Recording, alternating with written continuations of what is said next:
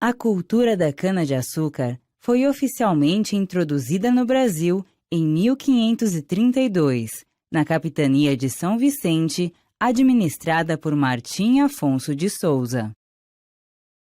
A estrutura da exploração da cana-de-açúcar formou-se a partir da construção de engenhos e da mão de obra escrava. Inicialmente, as maiores regiões produtoras foram as capitanias de Pernambuco e da Bahia. Calcula-se que, até o final do século XVII, havia cerca de 600 engenhos nas regiões açucareiras que não só forneciam a matéria-prima para a produção do açúcar, como também produziam aguardente, utilizada como mercadoria de troca no comércio de escravos.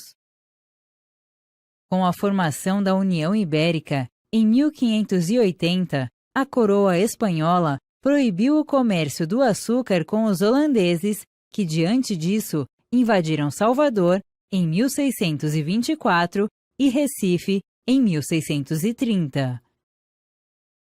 Após a paralisação da produção do açúcar, no período de batalhas entre colonos portugueses e holandeses, a produção foi retomada em 1637, sob o governo de Maurício de Nassau. 7 anos depois, Nassau retornou à Holanda, e os colonos portugueses retomaram o domínio das terras do Nordeste brasileiro. Mas a larga produção de açúcar, que ocorria nas Antilhas, controlada por franceses, holandeses e ingleses, já havia quebrado o monopólio que o Brasil exercia no mercado mundial do açúcar desde o final do século XVI. Diante da crise açucareira, Portugal reiniciou a busca por metais preciosos, por meio de expedições para regiões no interior do território brasileiro.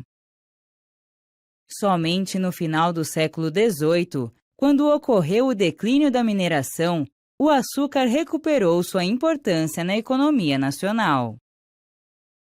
Nessa época, o Nordeste deixara de ser a principal região produtora de açúcar.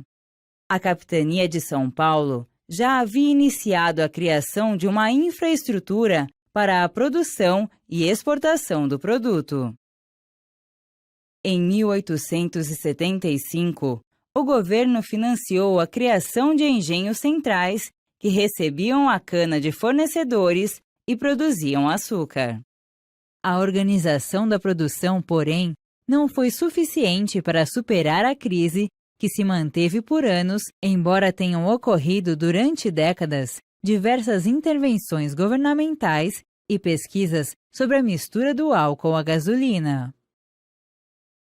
Por causa da crise mundial do petróleo, o governo brasileiro criou, em 1975, o Programa Nacional do Álcool, PROÁlcool, para incentivar a utilização do etanol como combustível. Com o surgimento dos veículos bicombustíveis, na década de 1990, a produção da cana-de-açúcar aumentou para atender a demanda interna de etanol.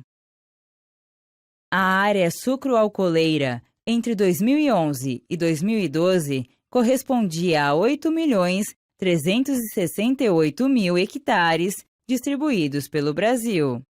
Atualmente, São Paulo, Paraná, Minas Gerais e Goiás são os principais produtores de açúcar e etanol do país. Juntos, os 4 estados produziram 439.697.000 toneladas de cana-de-açúcar, que deram origem a 29.066.000 toneladas de açúcar e 17.761.000 toneladas de etanol entre 2011 e 2012. A inovação dos carros multicombustíveis contribuiu para o crescimento da produção de etanol no país, que correspondeu a cerca de 22 milhões de metros cúbicos na safra 2011-2012.